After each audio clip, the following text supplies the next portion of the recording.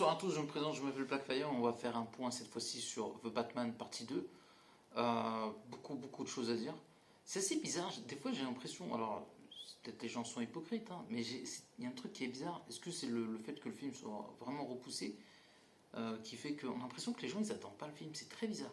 J'ai cette sensation, après je peux me tromper, hein, mais c'est vrai que, est-ce que c'est le fait que Brand New Day, Spider-Man et Avengers, est-ce que Marvel a proposé avec un énorme comeback, fait que bah, finalement Superman et Batman, on attend moins ça? Est-ce que c'est le fait aussi qu'on a, parce qu'on avait quand même des nouvelles, alors Batman a des nouvelles parcimonie, mais à un moment tu étais au niveau zéro, Batman, hein, partie 2.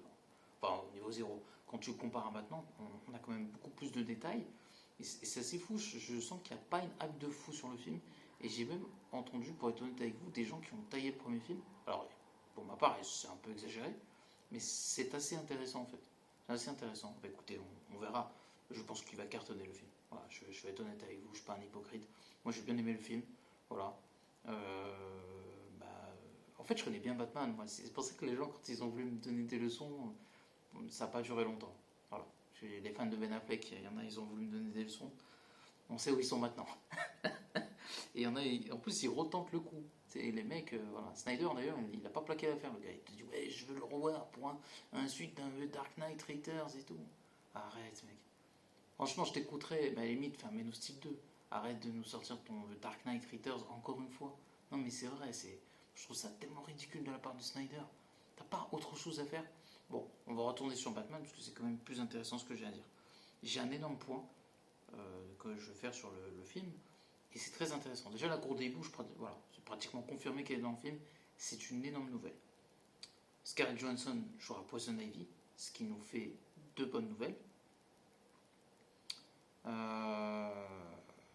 Puis il y a qui d'autre? J'aurais bien vu Masto dans Poison Ivy, mais bon, ce sera Scarlett Johansson.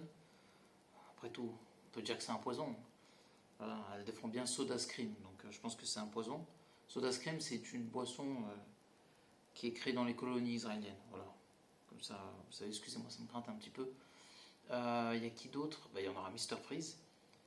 Sébastien Stan, par contre, ne jouera pas à double face, il jouera bien Zaz, qui est un psychopathe, un tueur en série, ça fait 3. Brian T. Henry pourrait jouer, très très bon acteur, il pourrait jouer double face, ce qui nous ferait 4. Il devrait avoir Mr. Freeze, ce qui ferait 5. Le Joker 6, Bane 7, et l'épouvantail 8. Et un caméo du pingouin, ce qui ferait 9. Et on pourrait avoir d'autres surprises, parce que j'avais entendu d'autres noms de méchants, comme Harley Quinn et d'autres. Donc on pourrait avoir le film Batman avec le plus de méchants, d'où peut-être éventuellement la tuerie du film.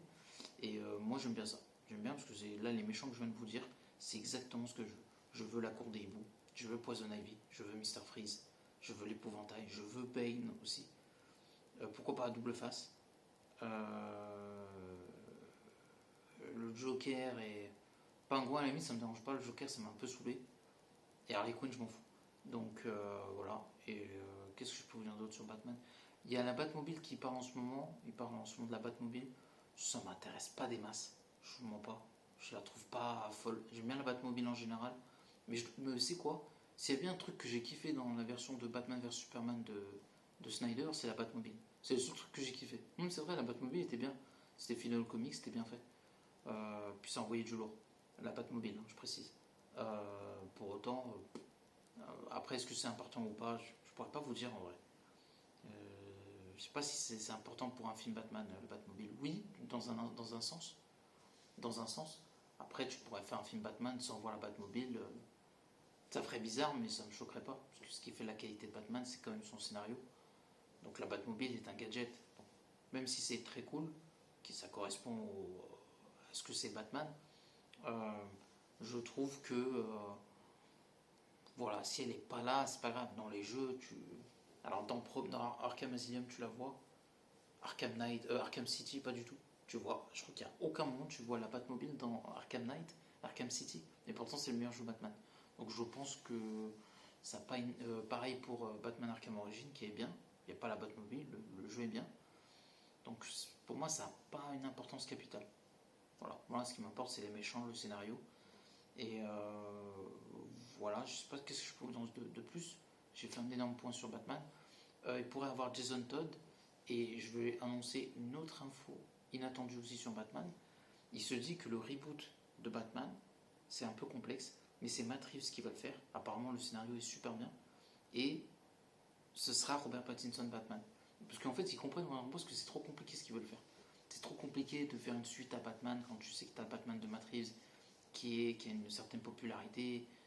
C'est trop compliqué à faire. Trop compliqué à faire. Pour le coup, c'est vrai. Pour le coup, ils ont pas tort. C'est trop compliqué à faire. Superman, ça n'aurait pas été compliqué.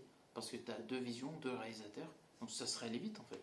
James Gunn a sa vision Superman, Snyder aussi. Et ça aurait pu marcher. Ou même quelqu'un d'autre.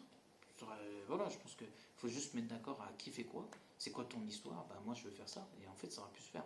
Batman c'est compliqué parce que vu que je sais pas comment dire, il y a forcément beaucoup de similitudes entre les Batman, même si c'est assez différent. Superman, pas trop, en fait, bizarrement. Quand tu regardes Christopher Reeves, bah, il ressemble pas à Henry Cavill. Quand tu prends David Corenswet, bah, il ressemble pas à Henry Cavill. Et quand tu prends Tyler Hoechlin, bah, il ressemble pas à David Corenswet. Et je peux continuer ça, voilà. Parce que chaque Superman apporte quelque chose de différent. C'est ce qui fait la force de ce personnage. Batman, c'est oui, mais pas pour les mêmes raisons. C'est plus une vision de personnage différente. C'est pas une. Je sais pas comment dire ça. C'est pas le fait que l'acteur apporte quelque chose, c'est la vision qui est différente. Donc forcément le Batman sera différent. C'est pas dû à l'acteur, parce qu'ils vont tous jouer la même chose, en fait.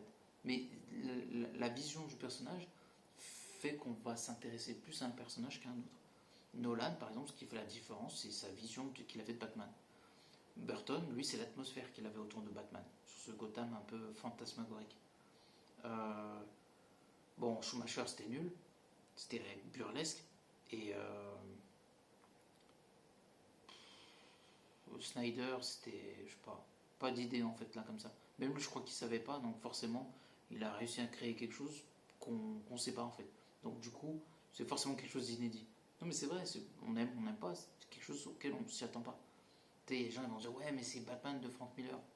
Ouais, ça s'arrête là. Non mais c'est vrai, ça va pas plus de. Il n'y a pas un style ou un truc. C'est pas comme Spider-Man de Sam Raimi par exemple, il a un style sur les Spider-Man. Tu sais de quoi il s'inspire. Et du coup, t'as à la fois l'acteur et l'histoire. Andrew Garfield, c'est pareil que Ben Affleck, tu sais pas non plus, tu sais même pas qu'est-ce qu'il fout là. Donc du coup, t'as rien. Et Tom Holland, c'est un Spider-Man pareil qui apporte quelque chose avec son personnage, avec une vision différente. Alors que Batman, il suffit juste d'avoir une vision. Hein. Si t'as une vision de ce que tu veux faire avec le personnage, c'est bon. N'importe qui après peut le faire. Non mais c'est vrai. Val Kilmer disait ça, à peu près. C'est à peu près ce qu'il a dit. Et voilà, c'est tout ce que j'avais à dire, donc n'oubliez pas de commenter. Like la vidéo. À la prochaine.